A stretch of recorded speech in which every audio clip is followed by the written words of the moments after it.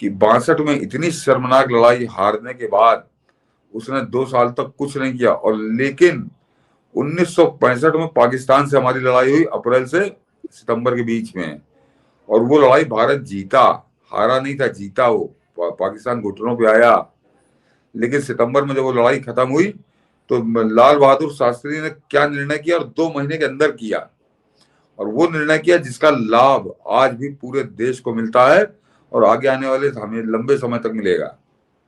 मनीष जी, फैसला क्या था? हम लोग शास्त्री जी की तो बात करते हैं, लेकिन शास्त्री जी को या तो शास्त्री पाकिस्तान की विजय से याद करते हैं या फिर ताशकंद में उनकी रहस्यमय मौत को करते हैं, लेकिन उनके उस फैसले का जिक्र नहीं होता। और वो ऐसा फैसला है, कालजयी फैसला है, ऐतिहासिक फैसला है, जिसको यहाँ बिल्कुल खत्म कर दिया गया, जिसका कहीं जिक्र नहीं किया गया, आउट ऑफ द बॉक्स जिसको फैसला कहना चाहिए।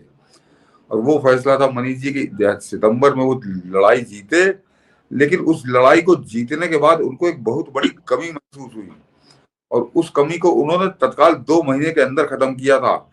1 दिसंबर 1965, तारीख याद कर लीजिए, दर्शकों से कह रहा हूं कि 1 दिसंबर 1965 को देश को बीएसएफ मिली, मनी जी, बॉर्डर सिक्योरिटी फोर्स।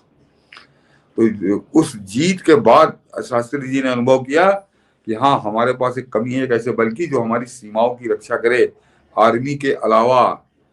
और वो सितंबर में लड़ाई जीतते हैं, और दिसंबर में हमको बॉर्डर सिक्योरिटी फोर्स का गठन हो जाता है, उसकी बटालियनें तय हो जाती हैं, और दिसंबर से हमारी बीएसएफ खड़ी हो जाती है सीमाओं के ऊपर। तो ये होता है प्रधानमंत्री, जिसको देश की चिंता होती है, देश की सीमाओं की चिंता होती है।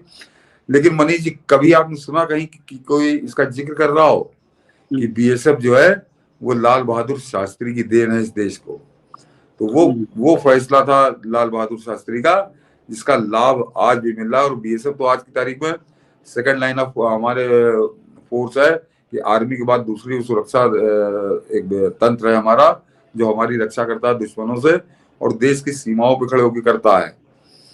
लेकिन अभी जो आप प्रधानमंत्री मोदी बात की हम लोगों ने, तो लेकिन नैरेटिव ये हमको पढ़ाया जाता रहा इन कम्युनिस्टों द्वारा, इन कांग्रेसियों द्वारा, कि नेहरू बड़ा भविष्य दृष्टा था, भविष्य के हिसाब से योजनाएं बनाता था, उसने आईआईटी बनाया, फलाना किया।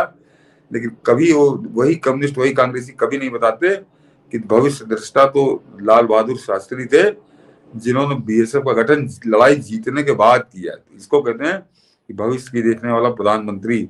उनका जीवन बड़ा छोटा रहा, बड़ी रहस्यमय मौत, वो मार दिए गए। तो इस तरह के एक नहीं 1000 नैरेटिव इस देश में पिछले 70 साल से चल रहे थे।